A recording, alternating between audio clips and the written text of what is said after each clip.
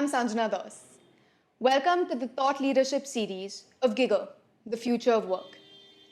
Today I have with me Mr. Subbu Iyer, the founder and chief executive of Giggr. Today's conversation draws attention to the significance of the future of work and the role that Giggr has to play in it.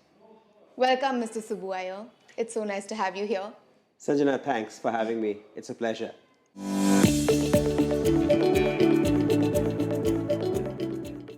My first question to you, Mr. Iyer, is the future of work is so much talked about. What exactly is its significance? The future of work is something that impacts each one of us. Most of us, or all of us, we spend an entire lifetime at work trying to create outcomes for us and our loved ones. And this thing that we call work essentially leads us to our income. It leads us to what we contribute in terms of what we create. That is not just changing, but transforming. We are in the throes of a digital economy. Mm-hmm. And the very essence of digital economy is that it connects and it computes in real time, 24/7, 365. So there is no stop and start. It is a continuous process. And this is a significant transformation from the past into the present and future. And this is something that we all have to be prepared for. It connects an entire ecosystem. It is not about a few people controlling power and employing the rest. So there is a significant structural shift. The structure from a few people controlling an enterprise and most people working for it. And we understood that as a job, where there was a requirement and you had to work for those requirements. Today, we see an increased narrative around innovation. And innovation has to happen from each one of us. It doesn't drop from heaven. Right. And because of the rate of growth increasing, or the necessity for the rate of growth to increase, with the globalization, with increased population, with increased aspirations, growth has to increase. And that increase in growth demands innovation. And that innovation is the accountability and responsibility for each one of us. But then you look at the planet, and more than 60 to 70% of this planet is not connected, is not socially connected, in the sense that I am not talking about the connection on Facebook and Instagram and so on. I am talking about the fact of social justice. So they need to have an equal opportunity to work. It's not enough if you publish equal opportunity on paper. They need to have access, and they need to be inclusive in the structures and systems that we build in society. So that is slowly gravitating from a few people to most people, the power. Right. When that power is transferred, it is being transferred to us humans. Why? Because we today have the power of the third wave of internet. We can access it, at our fingertips. That's true. And shouldn't we be able to then make use of it? This is the significance, if you may, of being able to see this shift in the power from a few to the many. But that power has to be utilized. And in order to utilize that power, you need this middle S, which is basically synergies. When we talk about synergies, it is nothing but culture, the values, beliefs, and assumptions that we all have about what we can do, of what we can contribute, to that, what is our power, and therefore, what can we contribute to make our systems better.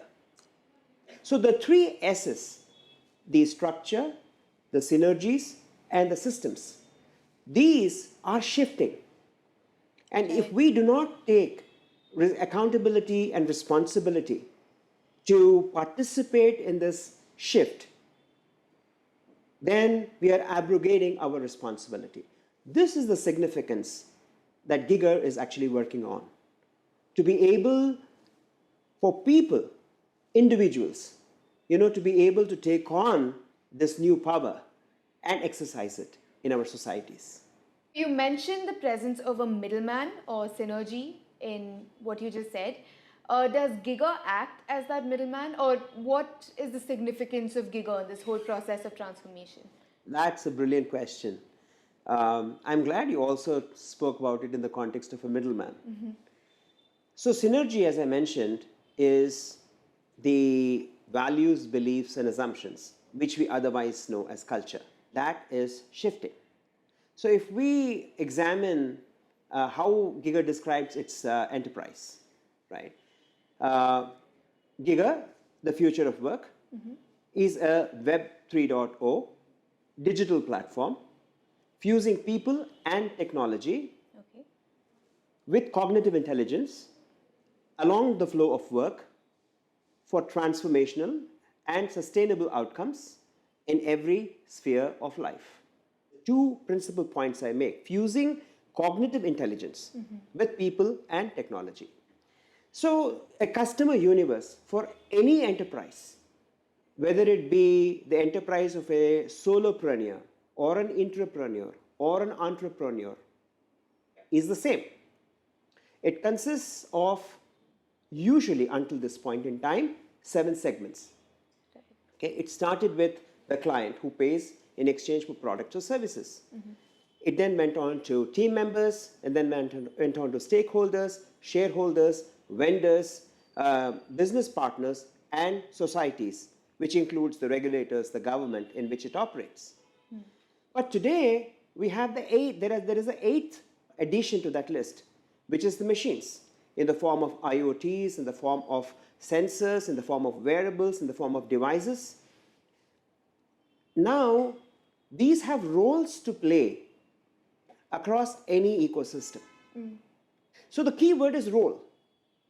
And when I talked about the power, what is the power of that role? Is the fundamental question that we need to answer. And who plays this role? It's either the people or the machine. And can they operate individually? The answer is no.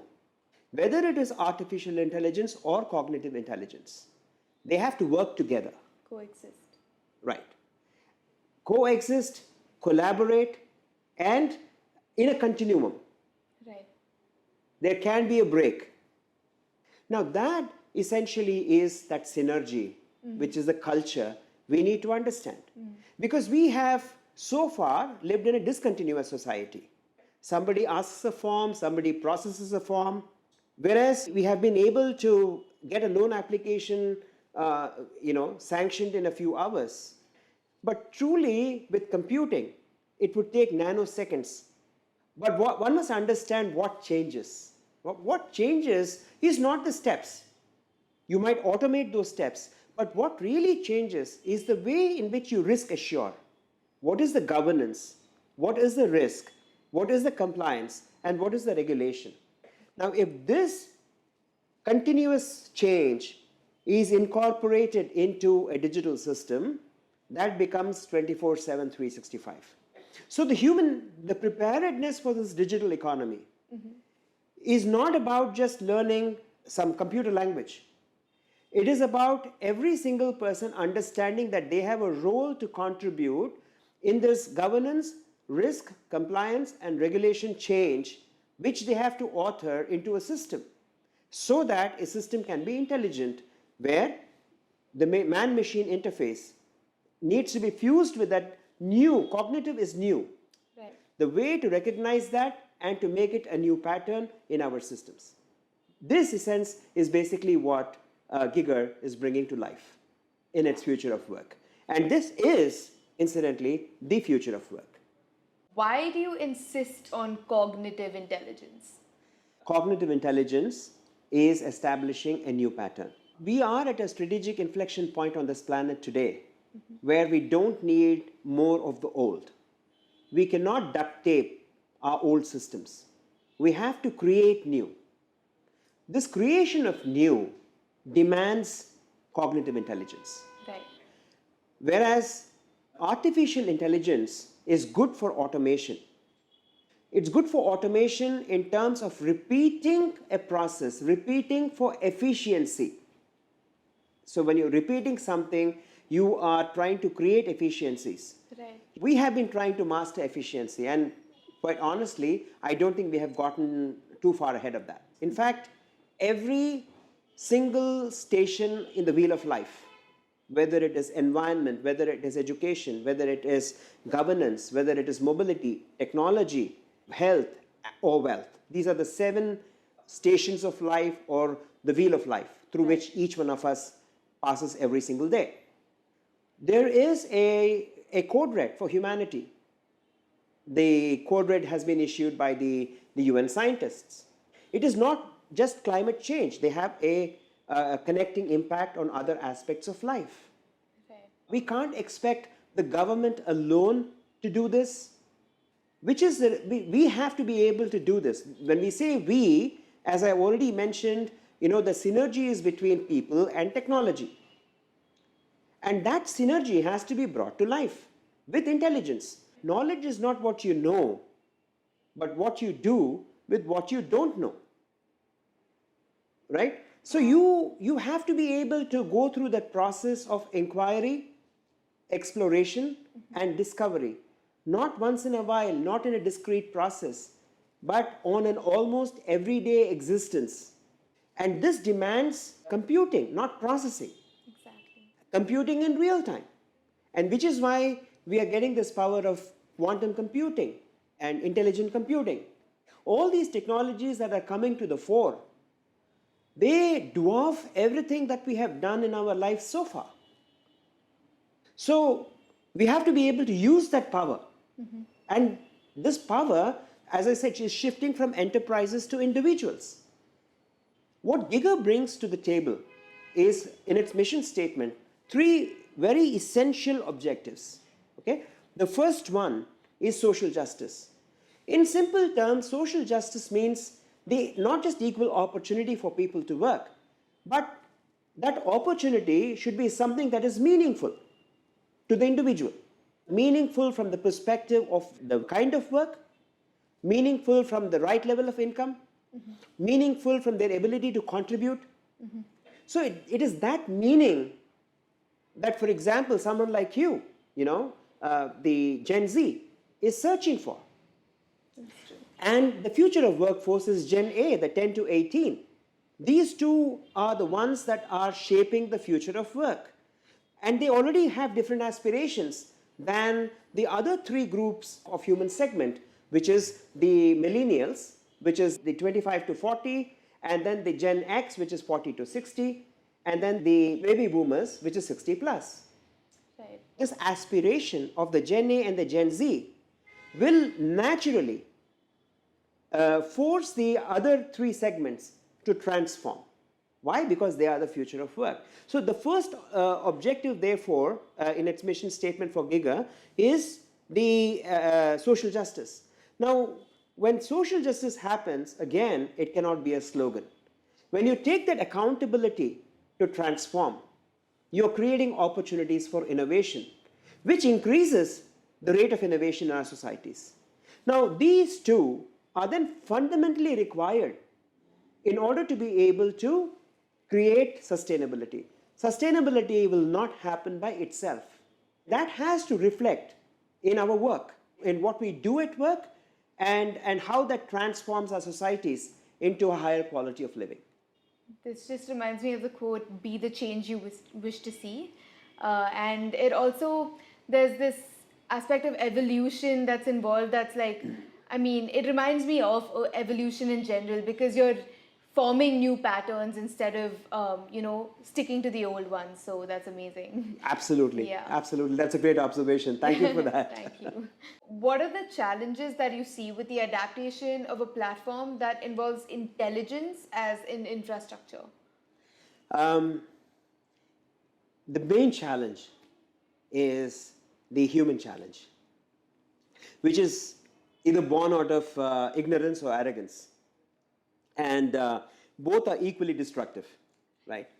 The first one, which is the resistance born out of arrogance, is a very difficult one to address, because this is the inclusive audience in the systems who are privileged, who have an education, who have some amount of wealth.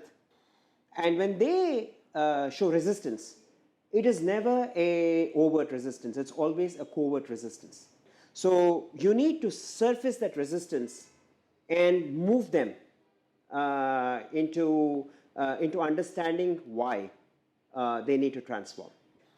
But then again, there is a majority, for example, of non-inclusive people, who are poor, who are unprivileged, who do not have the opportunities, okay, or simply have frittered away their advantages, and they are more, and they need to be included into the systems, into the societal systems, right. And they have to be able, they have to get the necessary opportunities, because they have a right to live too, whether it is race, whether it is religion, whether it is gender, sexual preference. I'm talking about, so it is not enough to tokenize them and tokenize them with just diversity.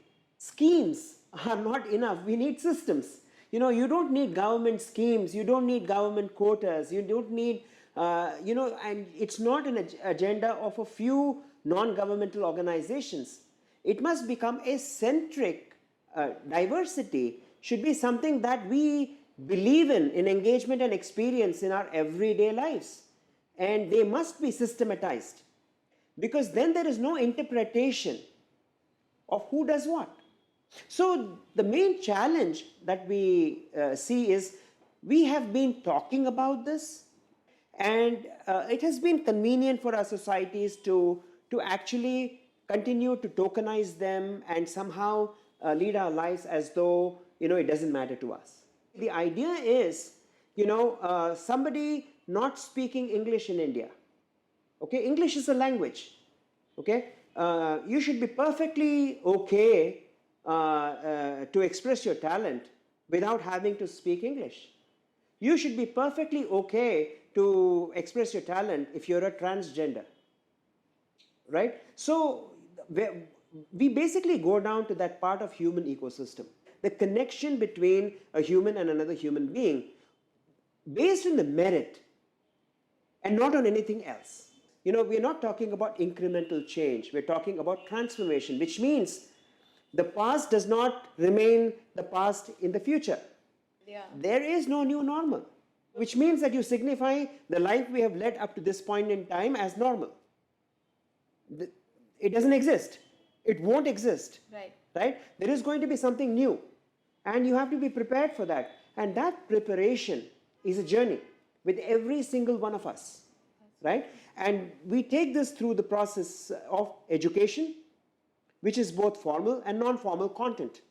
And the formal and non-formal content, when you adapt it and you work on it, it becomes your own. That is ownership. That ownership, when you experience it and you feel joy and you feel outcomes, that changes and transforms your life. What do? You go and shout from the rooftops, right? This has changed my life. You go to the people that you care and say, you must try it. That becomes institutionalization. So this three-step process of education, ownership, institutionalization is basically what we have adapted.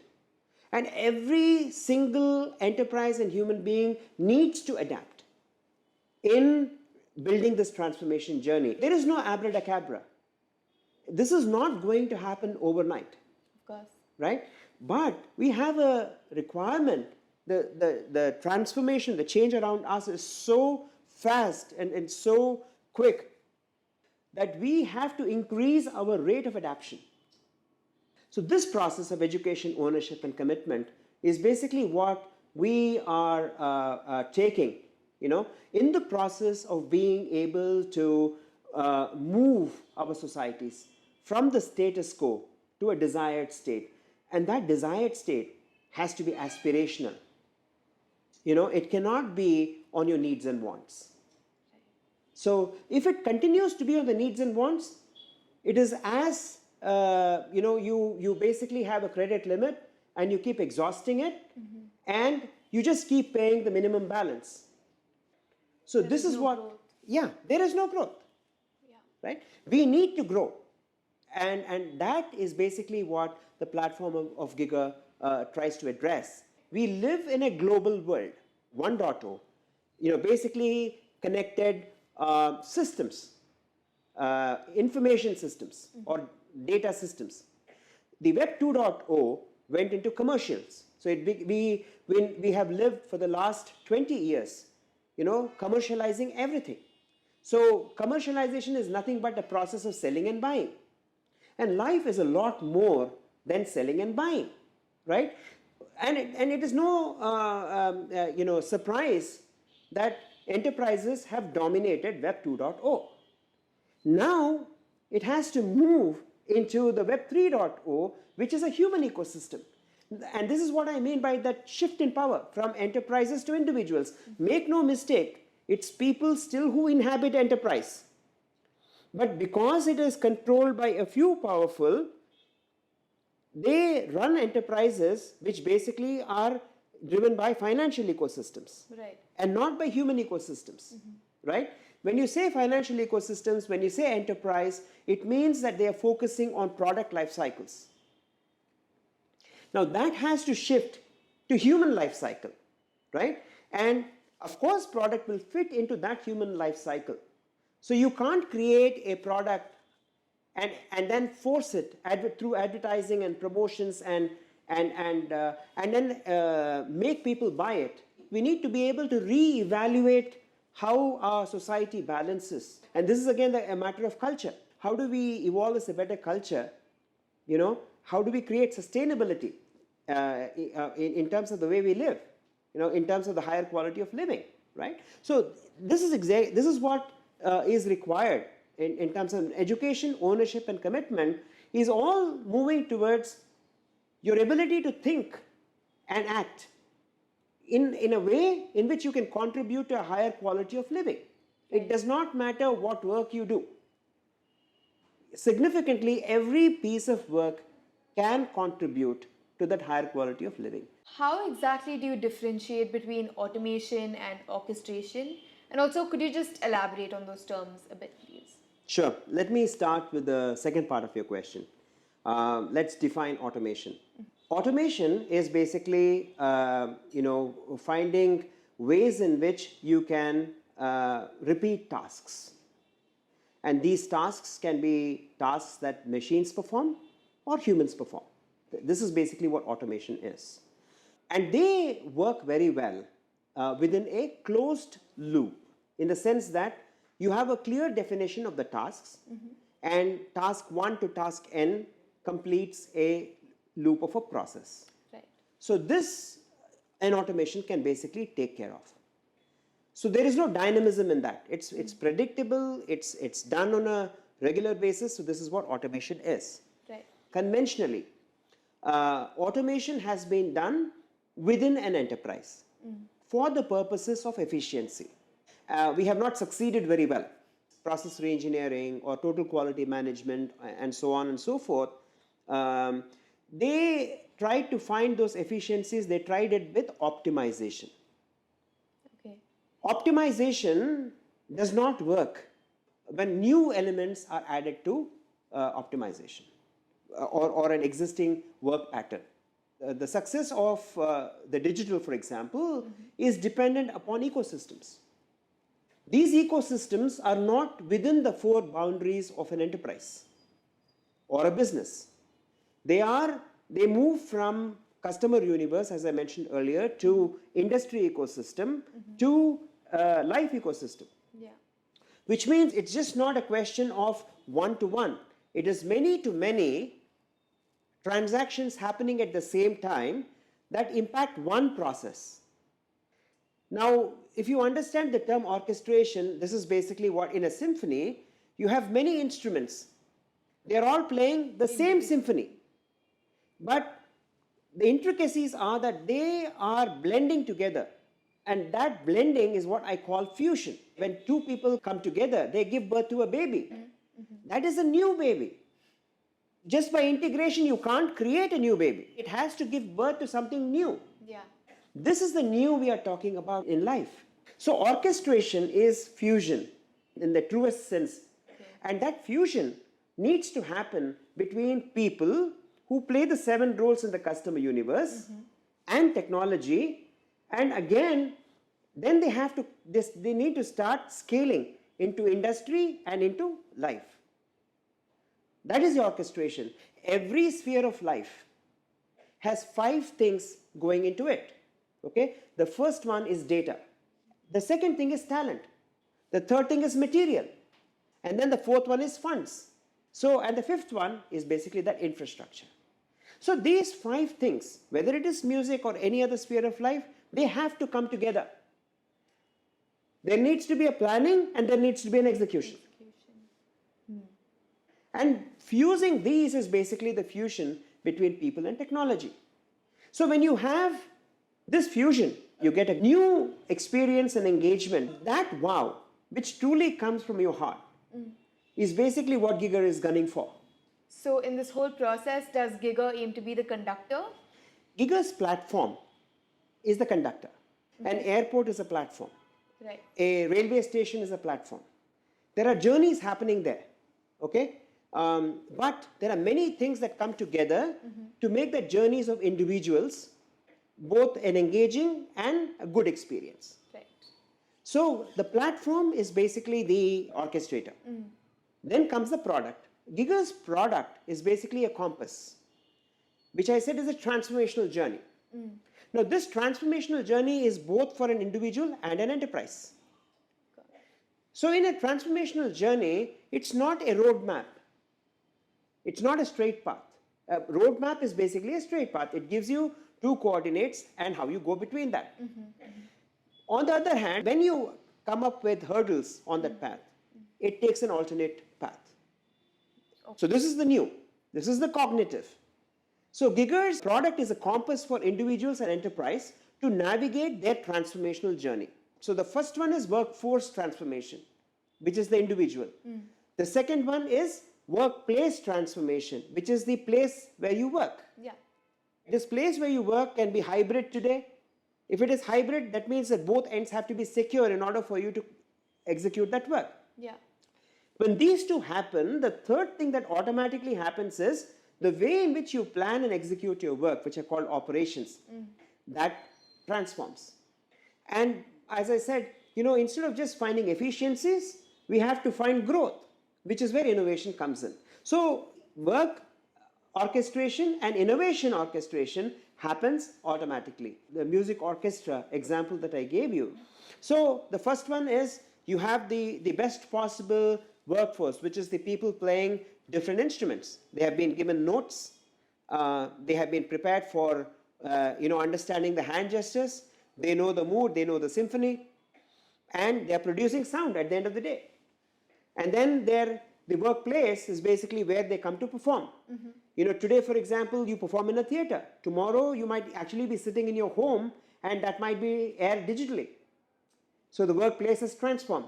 So you need to have that ability to sync and play. You might not actually be recording it at the same time. You might be recording it at different points in time. But yet you might need to have that keen sense of how you time in, because timing is everything in music.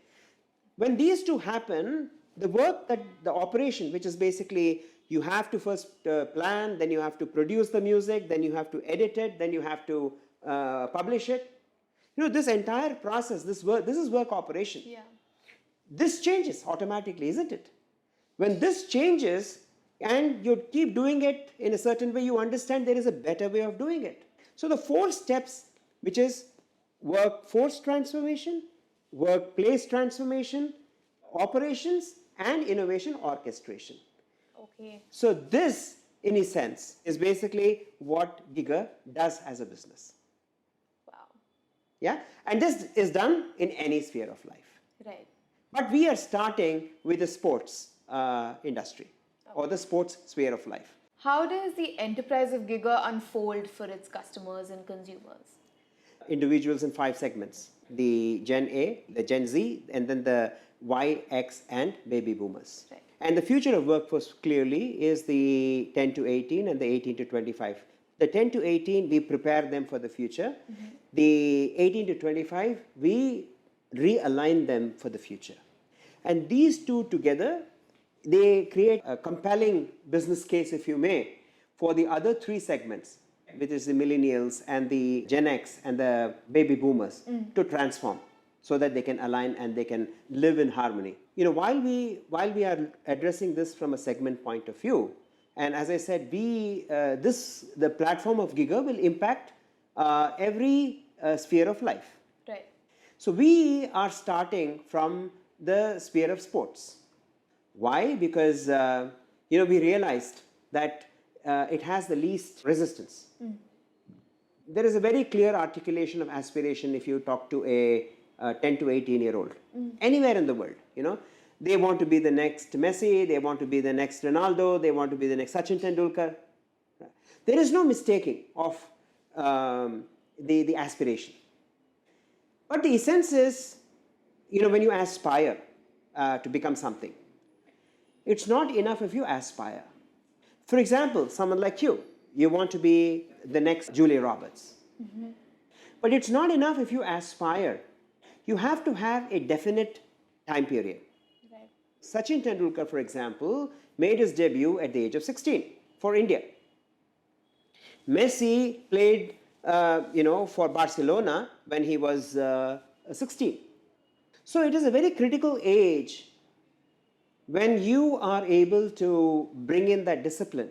Now, for example, if you go to a violin maestro, okay, let's say, and ask him, you want to learn violin. At the age of 30, he might teach you violin, but you will never be able to get the expertise that you could probably have when you started at 3. Definitely. You might then play it for your personal pleasure. But the reason why is very simple. Physiologically, your fingers will not bend and be able to play it. Your physical nerves will not hold there. Yeah. And this happens to be, so basically when in any part of life, there is this aspect of physiological, psychological, emotional, and then the endurance, dexterity, speed. So these are all things that combine to basically what you call talent. It doesn't drop from heaven. So talent is something that, for example, you automatically get soaked in. And then you want to be able to execute it. Yeah. So there is that thinking and there is that execution that needs to come together. Our customers are both individuals and enterprises. Right. In the sphere of sports. So we have a 5-step process, which is creation of data. So I talked about the different aspects that basically enable a talent to transform. You need to be able to understand this data. Right. This basically composes your approach. Right. You create that aspiration, which is your desired state, and then you analyze what is your current state. When you do that, we create a compass. The compass is basically one that enables you to walk through the twists and turns that life throws at you. Whereas a straight line is just a straight line, and so it has 2 coordinates. So it's not as simple as that, getting to the desired state from the status quo. But you have to be able to find within that limitations of time and economy. Right. To say, I got there. When you get there, your aspiration shifts to next thing. Right. The first thing is to be the next Sachin Tendulkar, make a debut for India at 16. But then once you get there, he has scored X number of centuries. He has, Usain Bolt has a world record. How do you cross that chasm?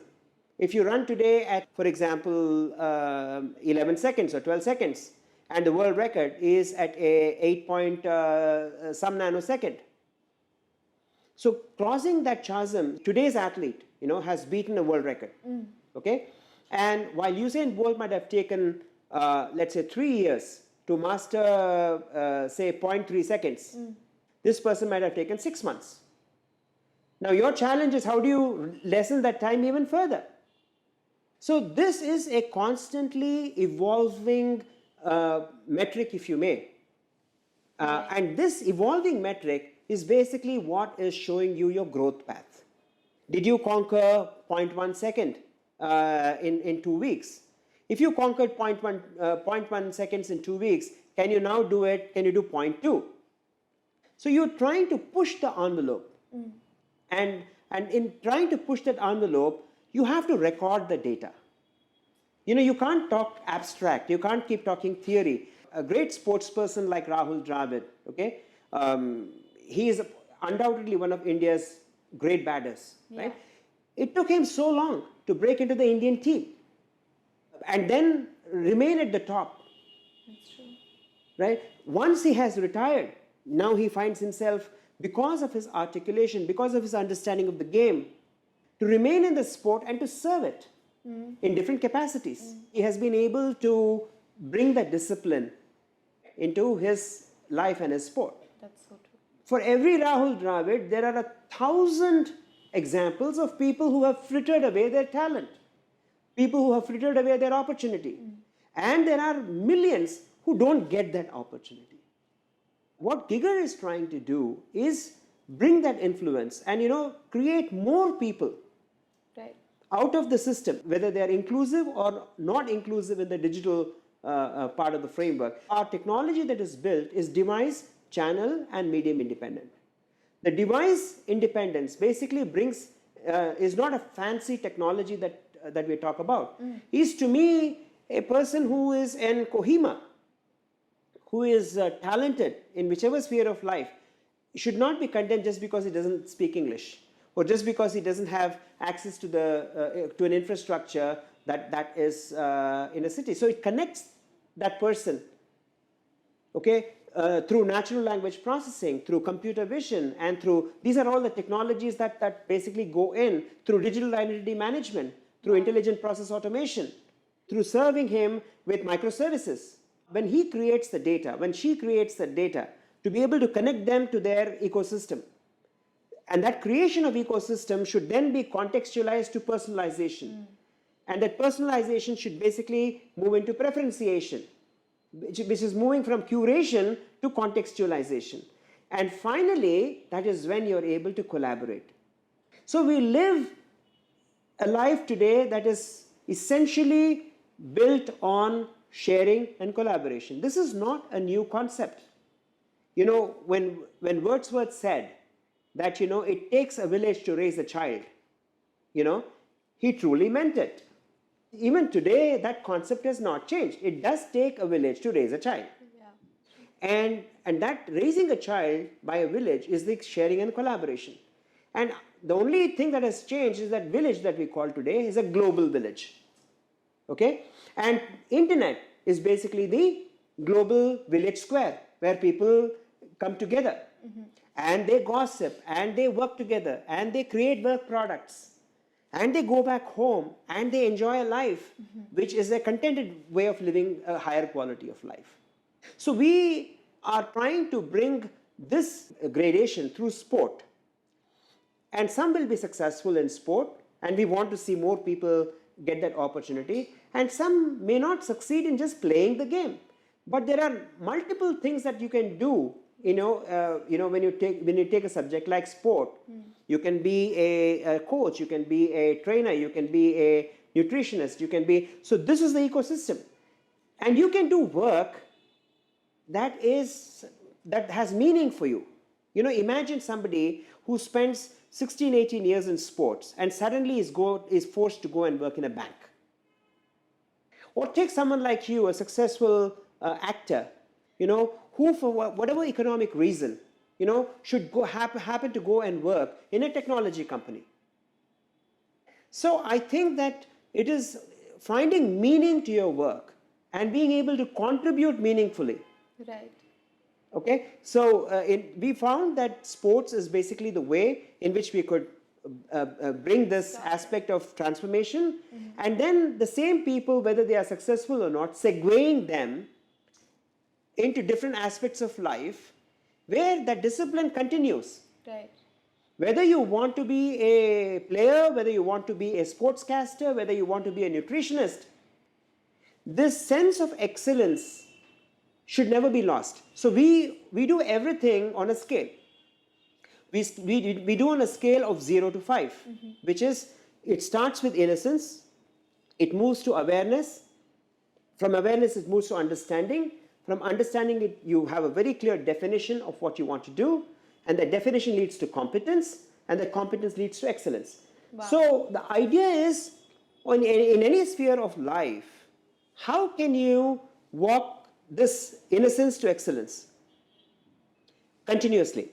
We will move customers from an alpha state to a beta state, to a beta state to a theta state. Could you elaborate on that, please? Sure. So a alpha customer is someone to whom you don't need to sell the concept of innovation. Okay.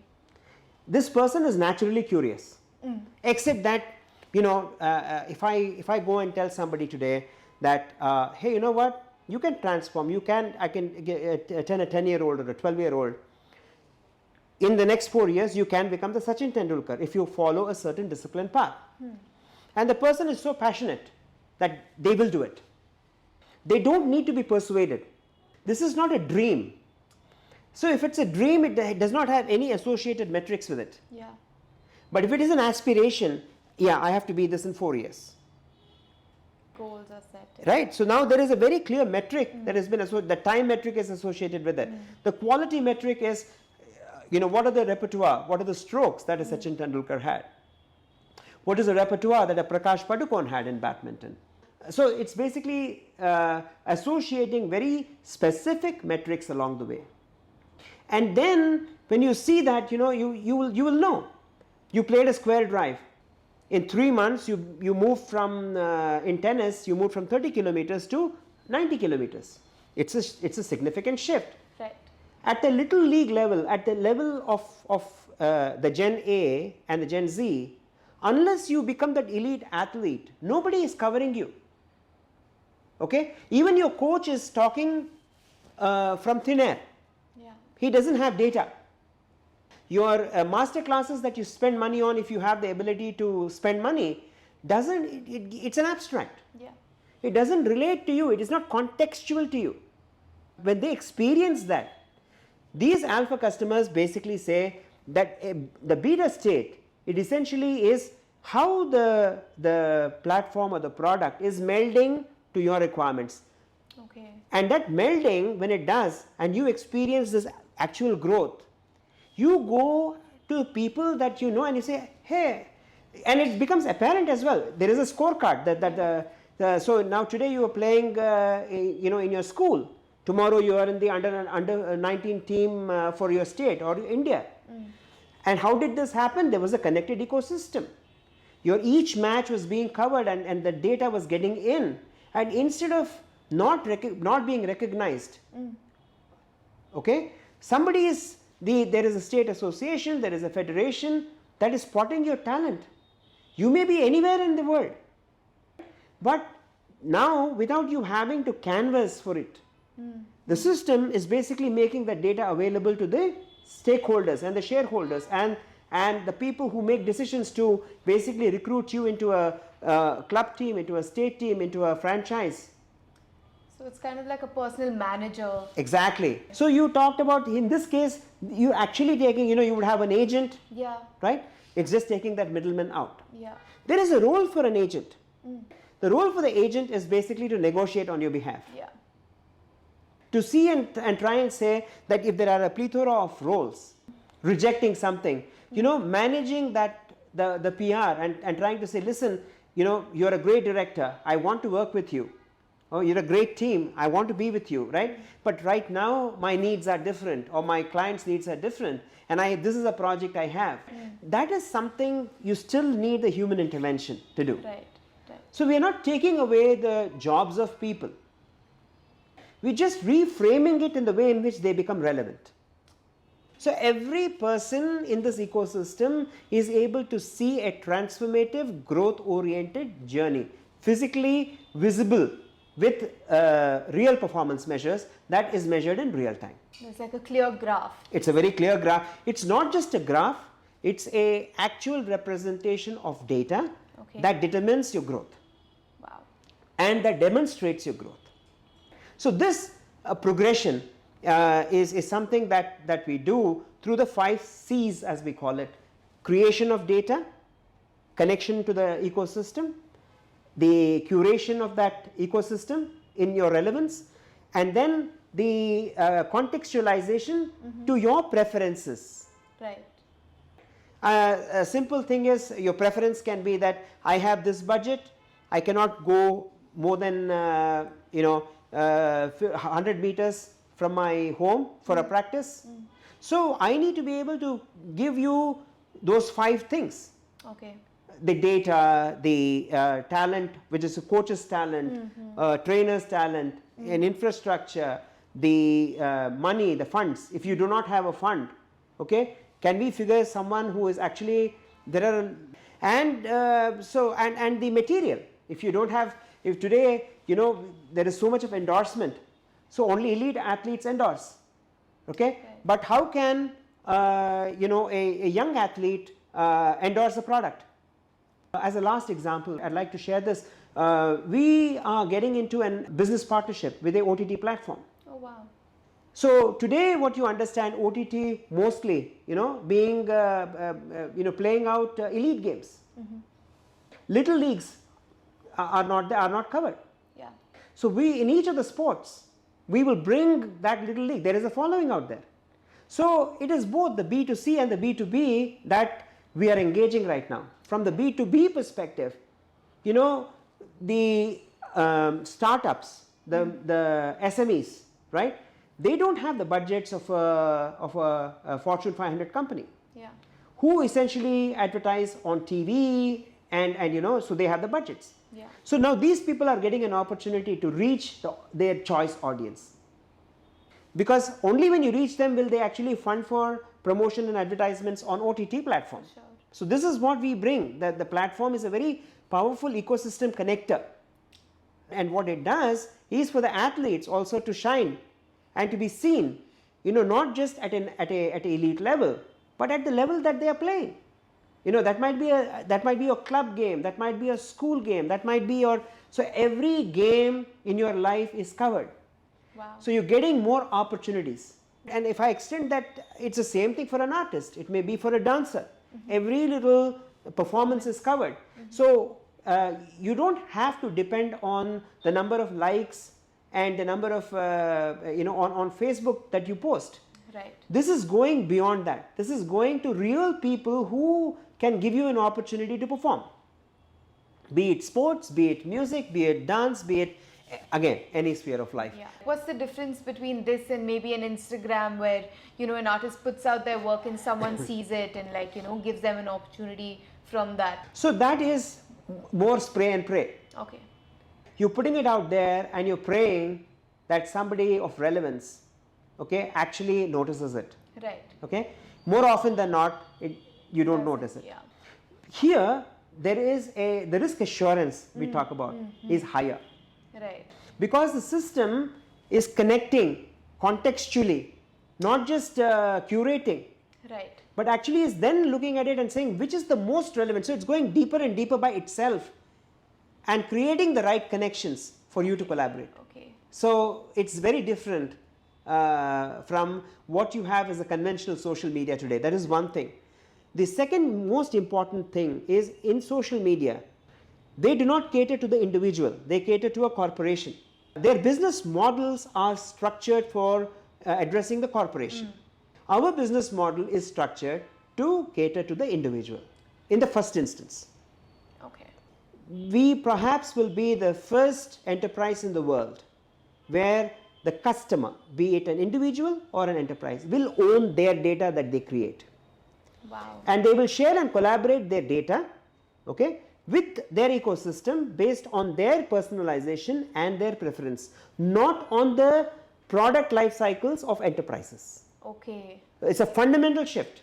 Okay. And this is the significance of moving from a financial ecosystem into a human ecosystem. What are the key result areas for Giggr that proves its success? We are currently in the idea to concept phase of our enterprise. And we have entered the sports sphere to prove that concept. The concept of, as I said, the 4 parts, which is workforce transformation, workplace transformation, operations, and innovation orchestration.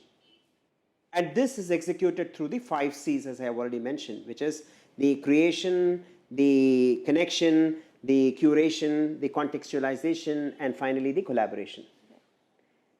Our key result area is in the sphere of sports and in the 5 chosen sports that we have currently undertaken. We have to be able to demonstrate this 5 C's working synergistically, working smoothly. When we do this, we have now proven it in sports. When we prove this in sports, we have created a sports ecosystem that is specific to each sport.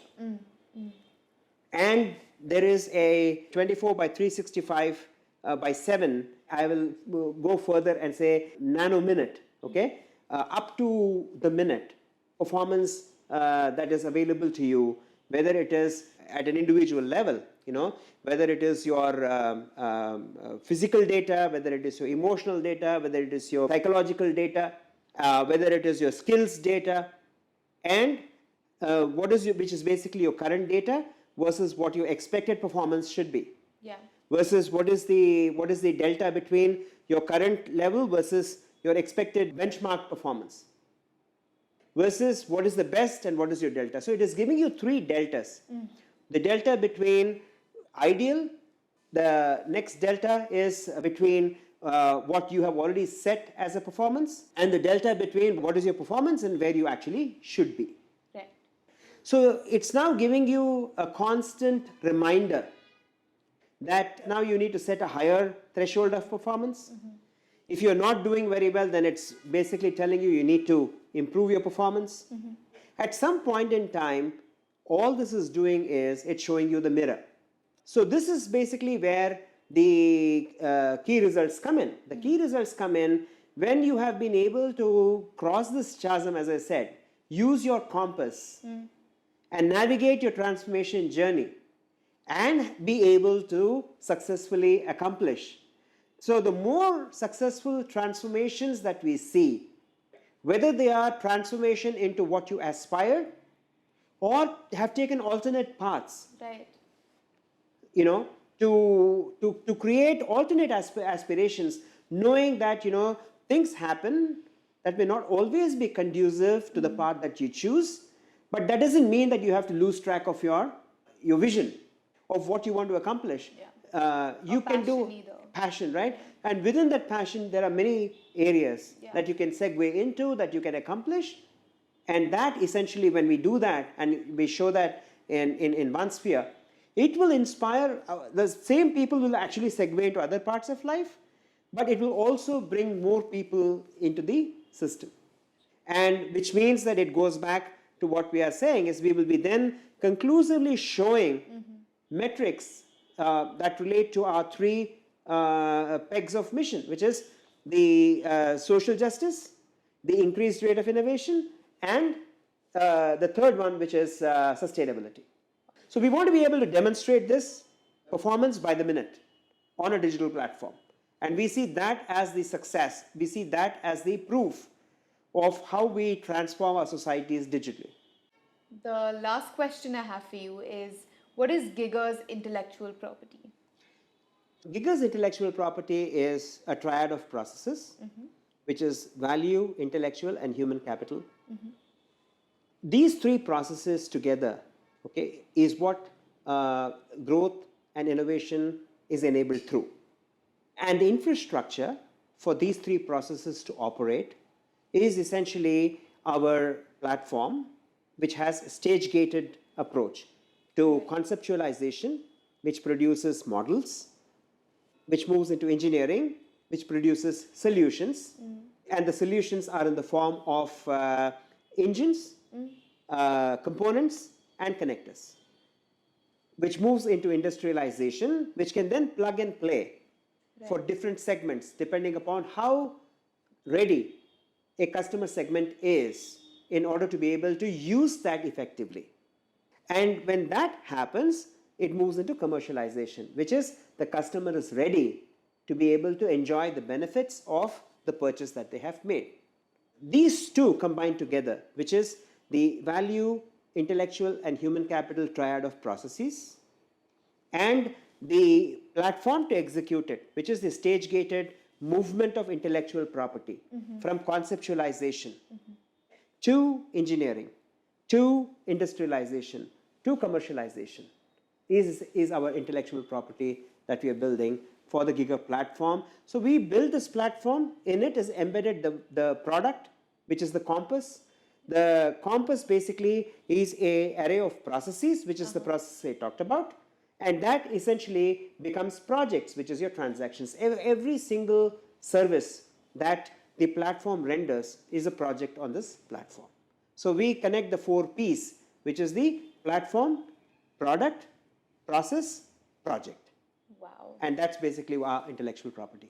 Wow. Okay, so this was a brilliant conversation, and I think I learned so much from whatever you've explained so far. I think the future of work is evolving at a very rapid pace, and Giggr fits into this whole equation perfectly. And I think that we as viewers and an audience should like evolve with the times, and we should be able to, adapt ourselves. Now I think we should evolve at a more cognitive level, and I think Giggr catalyzes this process or helps in this process a lot. I think we as a human race, we're moving from limitations to a world of opportunities and abundance that's all around us, and Giggr is just the perfect platform that would help transform that process. Thank you for having me. Thank you so much.